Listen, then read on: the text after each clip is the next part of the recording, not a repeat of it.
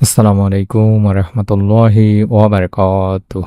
1 minute মাদ্রাসা YouTube চ্যানেলে সম্মানিত দিনী ভাই বোনেরা, আশা করি আল্লাহ তাআলার অশেষ রহমতে ভালো আছেন, সুস্থ আছেন। আলহামদুলিল্লাহ। আজ আসরের পর মাত্র 2-3 শব্দের একটি ছোট্ট দোয়া মাত্র 3 বার পড়বেন। আপনার ঘরে টাকা পয়সার অভাব অনটন দূর হয়ে যাবে, গায়েবীভাবে ইনশাআল্লাহ রিজিক আসতে থাকবে। তাই অনুরোধ করছি, যারা অভাবে আছেন, ঋণে আছেন, ভিডিওটি মনোযোগ দিয়ে সম্পূর্ণ দেখুন। আমি নিয়মটি শিখিয়ে দেব ইনশাআল্লাহ। মানুষ অভাবে ও সংকটে পড়ে, এটি জীবন ব্যবস্থার খুবই স্বাভাবিক বিষয়। তাই কেউ যখন আর্থিক দুরবস্থায় পড়ে কিংবা গুরুতর প্রয়োজনে বাধ্য হয়, তখন অন্যের কাছ থেকে ঋণ নেয়। ঋণের টাকায় নিজের প্রয়োজন ও আবশ্যকতা পূরণের চেষ্টা করে। কিন্তু ঋণ কারো কারো জীবনে কখনো অভিশাপ বয়ে আনে। ঋণদাতাকে যেমন ঋণ আদায় করতে না পারার হতাশায় ভুগতে হয়, তেমনি ঋণ গ্রহীতাকেও ঋণদাতার বাক্যবাণের নাজেহাল হতে হয়।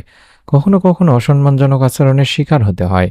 তাই ঋণ গ্রহীতা সবসময় কামনা করেন যেন দ্রুত ঋণ পরিশোধ করে দিতে সক্ষম হন আর ঋণের অভিশাপ থেকে মুক্ত হতে পারেন।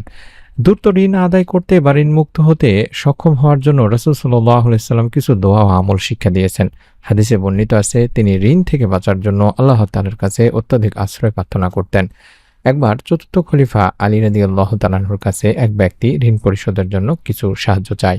এ সময় আলী রাদিয়াল্লাহু তাআলা তাকে বলেন, আমি কি তোমাকে কয়েকটি শব্দ শিক্ষা দেব যা আমাকে আল্লাহ রাসূল সাল্লাল্লাহু আলাইহি সাল্লাম শিক্ষা দিয়েছেন? যদি তুমি এটা পাঠ করতে পারো, তাহলে আল্লাহ হয় তোমার ঋণ মুক্তির ব্যাপারে দায়িত্ব নেবেন, যদি তোমার ঋণ পর্বত সমানও হয়। এরপর আলী রাদিয়াল্লাহু তাআলা ওই ব্যক্তিকে নিম্নোক্ত এই দোয়াটি পড়তে বলেছিলেন। এটি তিরমিজি শরীফের হাদিস, মুসনাদ আহমদেও রয়েছে। অর্থাৎ এই মুহূর্তে স্ক্রিনের মধ্যে আরবি বাংলা দুটি উচ্চারণই দেখতে পাচ্ছেন। এই 2-3 শব্দের এই ছোট্ট দোয়াটি আপনাকে পড়তে হবে। শুধুমাত্র আস্তাগফিরুল্লাহ, আস্তাগফিরুল্লাহ, আস্তাগফিরুল্লাহ বেশি বেশি করে পড়তে হবে। কম করে হলো 3 বার আস্তাগফিরুল্লাহ পাঠ করবেন। আমি দেখায় দিচ্ছি আরবি বাংলা উচ্চারণ সহকারে। তারপরে আপনারা ঋণ মুক্ত হওয়ার জন্য এই ছোট্ট দোয়াটি, অর্থাৎ আল্লাহুম্মা কফিনি বিহালালিকা আন হারামিকা ওয়া আগনিনি বিফাদলিকা আম্মান সিওয়াক, এভাবে এটাও 3 বার পাঠ করবেন।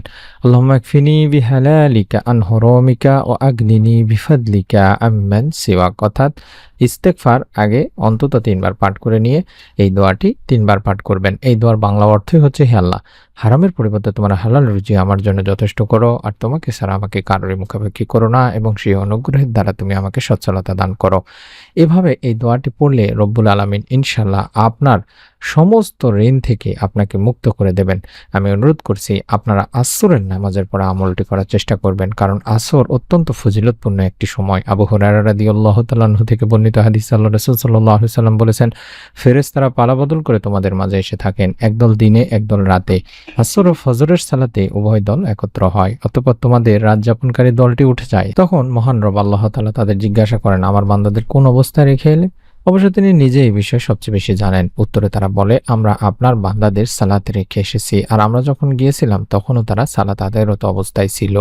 এটি বুখারী শরীফের একটি হাদিস। তাই অনুরোধ করছি দিনী ভাই বোনেরা, এই সময়টিতে যদি আমরা আমল করি, আল্লাহ তাআলার কাছে আমাদের দোয়া ফেরেশতাদের মাধ্যমে পৌঁছে যাবে ইনশাআল্লাহ।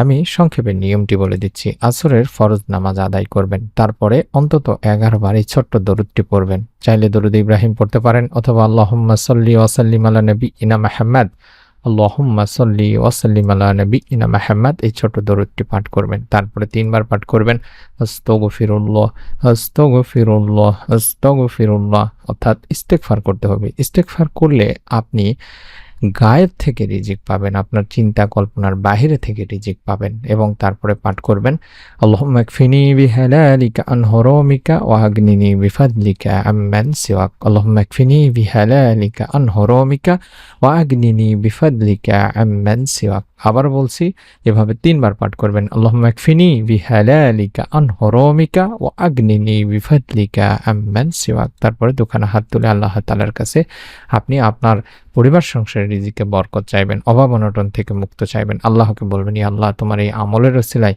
তোমার রাহমান নামের ওসিলায় তুমি আমার পরিবার সংসারের রিজিকে বরকত দান করো, আমার অভাব অনটন দূর করো, গায়েব থেকে আমাকে সাহায্য করো, অর্থাৎ আমার চিন্তা কল্পনার বাইরে থেকে তুমি আমার রিজিকের ব্যবস্থা করে দাও।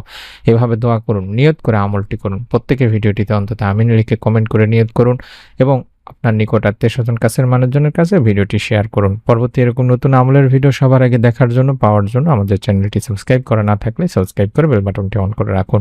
সকলে ভালো থাকুন, সুস্থ থাকুন। আমরা দোয়া করি আল্লাহ তাআলা যেন আপনাদের সকলকে এই ছোট্ট আমলের ওসিলায়, আপনাদের নিয়তের আমলের ওসিলায়, দরুদ ও ইস্তেগফারের আমলের ওসিলায় বিশ্বনবী সাল্লাল্লাহু আলাইহি ওয়াসাল্লামের দেখানো শেখানো পদ্ধতি অনুযায়ী যে দোয়ার আমলের মাধ্যমে আল্লাহ তাআলা ঋণ মুক্ত করে দেন, অভাব-অনটন দূর করে দেন, সেই দোয়ার ওসিলায় হলেও তো আপনাদের মনের নেক আশায় যেন পূরণ করে দেন। আমিন। আসসালামু আলাইকুম ওয়া রাহমাতুল্লাহি ওয়া বারাকাতুহু।